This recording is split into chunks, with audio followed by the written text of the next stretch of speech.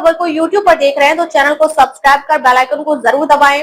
और अगर आप इस खबर को फेसबुक या इंस्टा के माध्यम से देख रहे हैं तो हमारे पेज को फॉलो कर लें ताकि सबसे पहले खबर आप तक पहुंचे। देशातील एकमेव भगवान पुरुषोत्तम मंदिर असलेल्या बीड जिल्ह्यातील पुरुषोत्तमपुरी येथे भाविकांच्या जीवाशी खेळ सुरू आहे का असा प्रश्न उपस्थित करणारी धक्कादायक घटना घडली आहे। अधिक मास यात्रेसाठी आलेल्या भाविकांनी भरलेली बोट गोदावरी नदीत पलटल्याची घटना समोर आली आहे।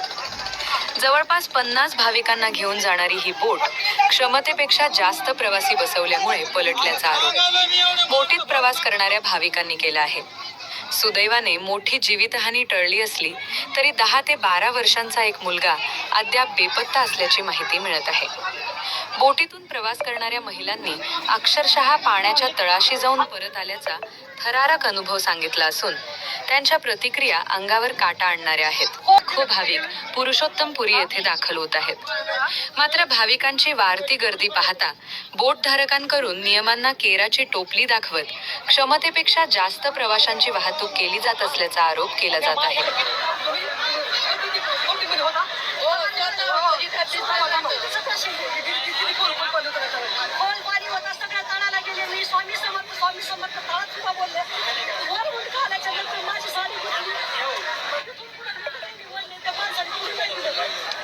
फुल पाणी होतं